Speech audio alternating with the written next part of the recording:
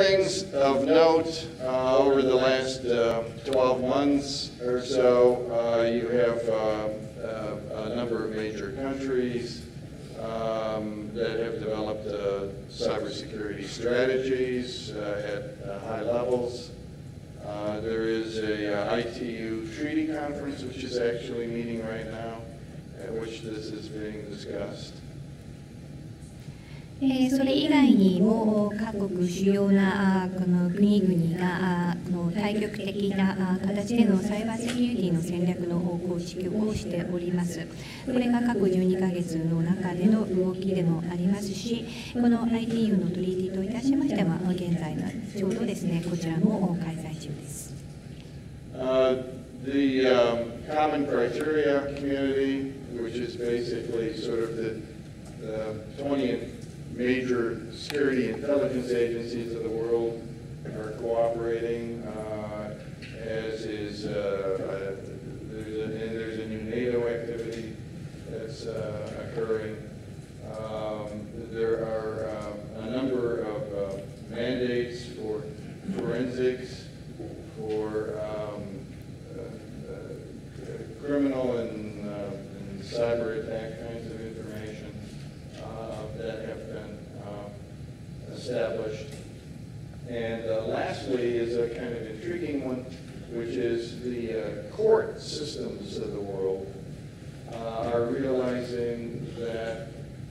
they need to develop mandates for evidence because everything is now digital.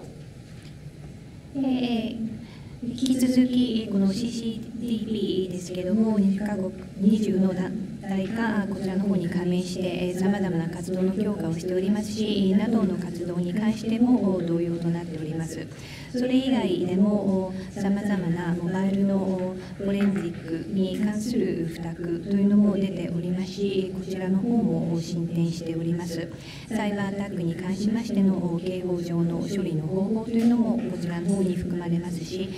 興味深い点といたしましては、裁判、つまりこの司法上のところに関しましても、証拠がだんだんこの電子証拠というふうになっております。その電子証拠の開示ということでも積極的な活動というものが進んでいます。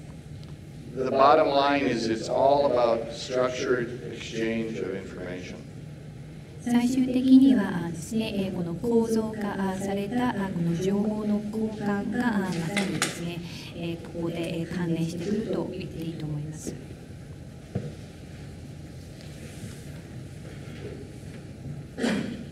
I don't want to spend a tiny time on the details here,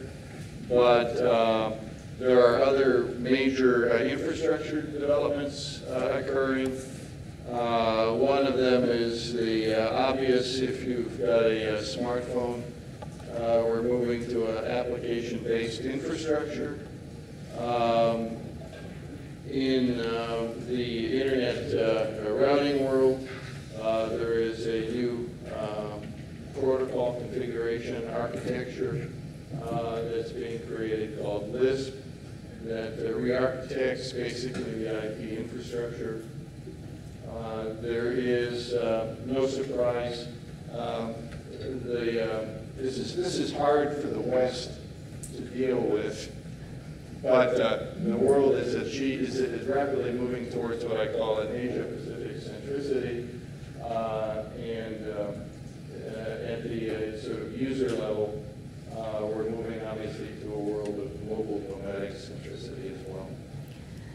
こちらの方なんですが、インフラ関連の主要な進展状況が書いておりまして、あまり細かいお話はしませんけれども、スマートフォンの利用拡大に伴いアプリケーションベースのインフラストラクチャーになっているというのが一点目になっております。加えましてインターネットのルーティングということで新たなプロトコールリスプを回答しており、この IP ベースの一般的なインフラの再構築というものが迫られています。西側諸国にとっては次の点、なかなか受け入れがたいことではあるんですけれども、世界とはやはりこのアジア太平洋地域をだんだん中心に動き始めているというのが実態でありますし、最後の点なんですけれども、このユーザーの動きを見ましても、やはりモバイル、そしてこの移動性がですね、活用されている動きというものが実際起こっています。As a subnote, I would still say it's been several years since I visited Akihabara. Akihabara is still the neatest place in the world. で今回秋葉原に数年ぶりに行ってきたんですけど、やはり僕にとって世界で一番の街は秋葉原だと確信しました。So we have this Cybex initiative, and I like to describe it actually in fairly simple terms, that if you're going to achieve meaningful security, frankly, whether it's your house or business or it's your computer,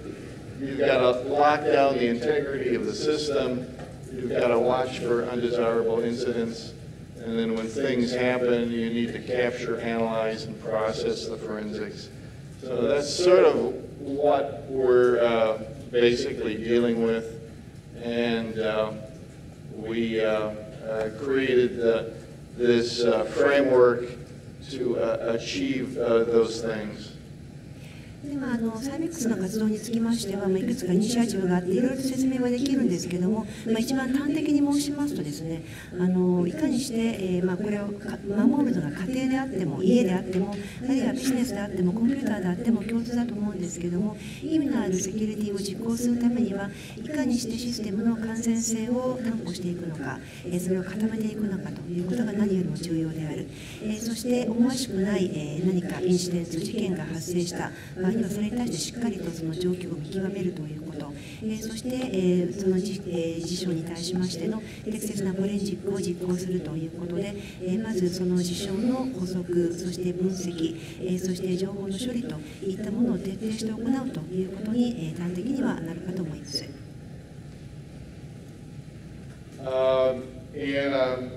As I mentioned, most of the work has been accomplished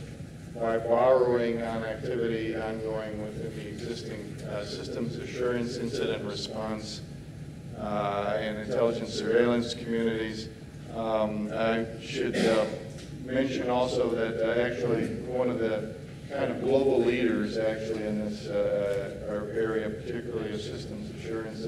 Bob Martin of MITRE is fortunately with us, and I'm sure would be available to interact with. He'll be participating in the meeting in the next couple of days, and that again, outreach is a key part of the initiative, and I know of no other entity in the world doing this, so I think it's providing unique value. でその中で特に多くのことがなされてきました。でそれは既存のシステムのアシュアランスであるとか、それからインシデントに対するレスポンスの作業、あるいはサーベランスのコミュニティの中でいろいろな活動がすでに始まっておりまして、で今回は特にマイターのボブが来ていまして、システムアシュアランスのリーダーとして多くの活躍をしています。で彼はこれから2日間3日間にわたっての会合にも出席するということで、今回来ていますので、もしお話しする機会がおありになればいろいろとまた新しい話も聞けるかと思います。でそういったアクティビティが非常にコアになっているというところをここでも改めてご紹介したいと思います。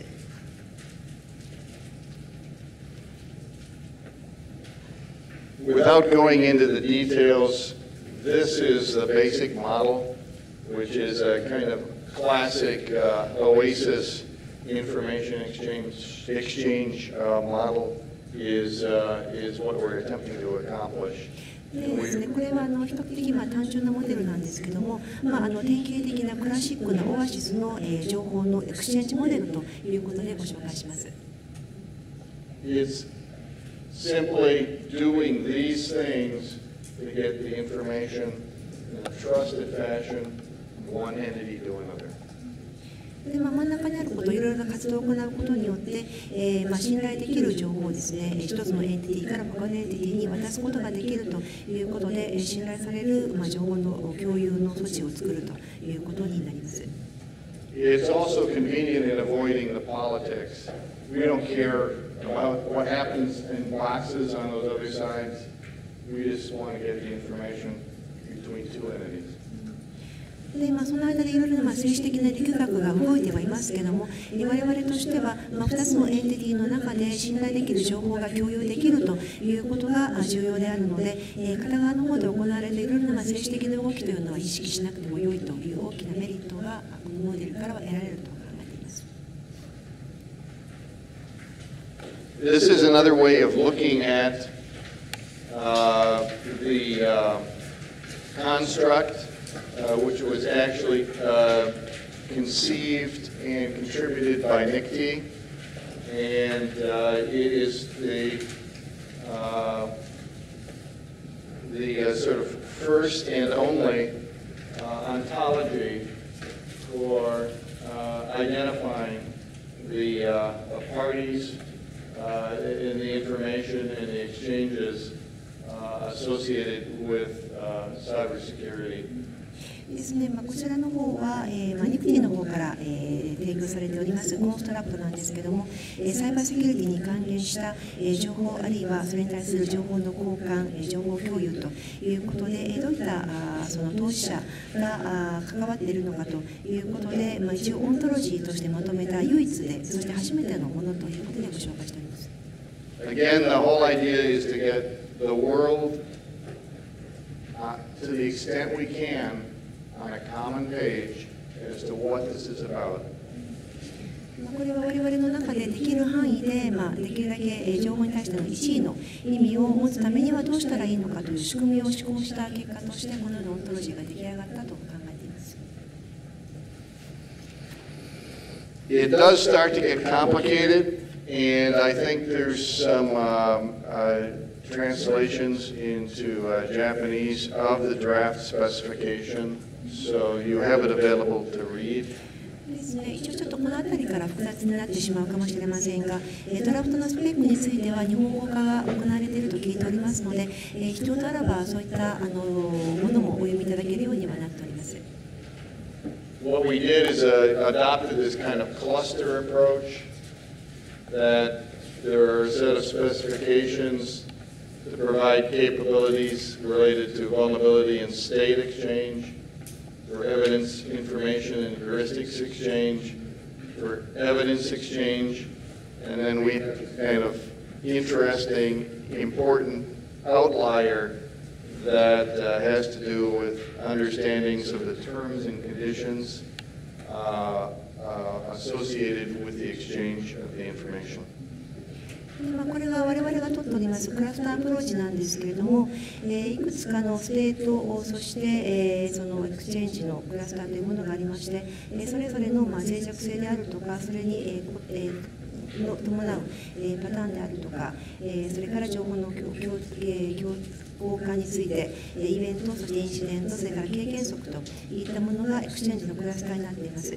でそれから下にありますのがいわゆるアウトライヤーということで、関連したことはあるいは条件、などが設定されていて、こういったクラスター形式をもってしてこれまで作業を進めてまいりました。And it starts to get even more complicated, but essential. These are the specific capabilities, both in the information assurance arena as well as the incident exchange arena that we're focusing on, and these are specific platforms. ここからですね、さらにいくつかのケーパビリティを見ていきますけれども、それぞれのプラットフォームに、対応した、情報のアシュアランス、それからインシデントエクスチェンジといったものの関係性を示しております。There are some additional capabilities that are kind of overlay the others. One of which deals with the exchange of malware information that has relationships with most of the others.